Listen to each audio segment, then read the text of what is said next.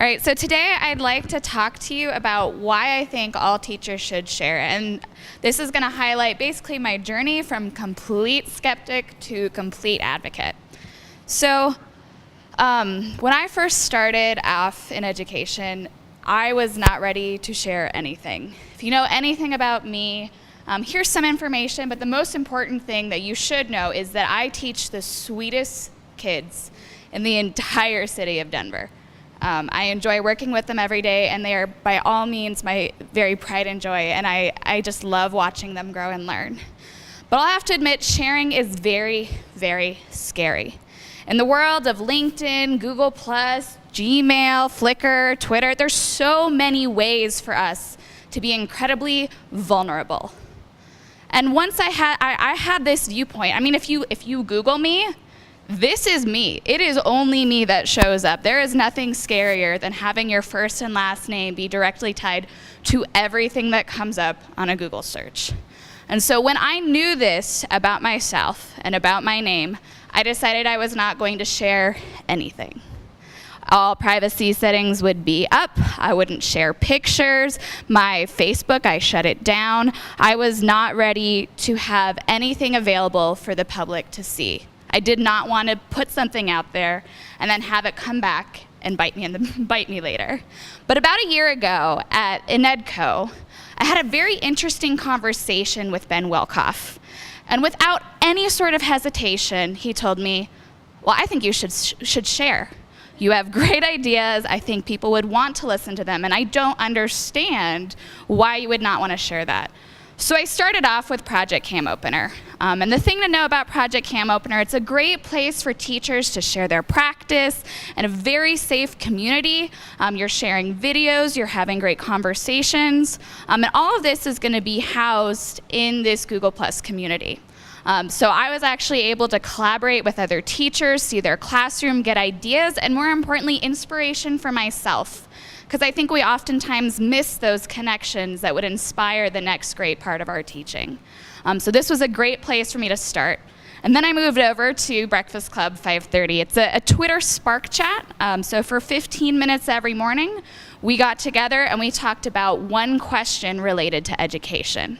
And I really enjoyed the connections that I made, and I made sure I allowed myself to be public and to be out there.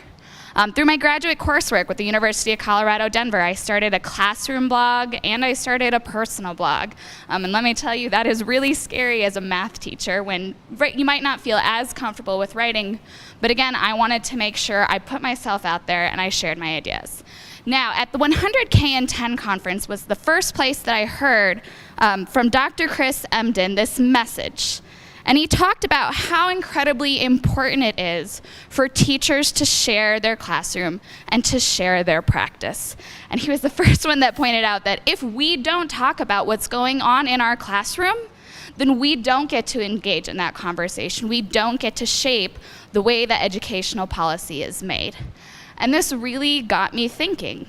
I never had thought about the sharing being more important than for my own personal reflection.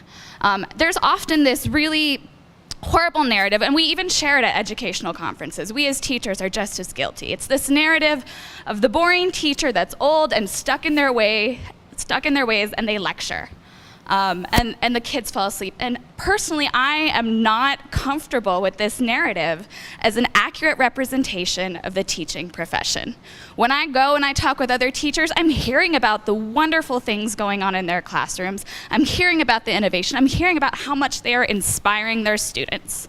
And so I asked Dr. Chris Emden, I go, what do I do to change this perception of the teaching profession? And he said, blog.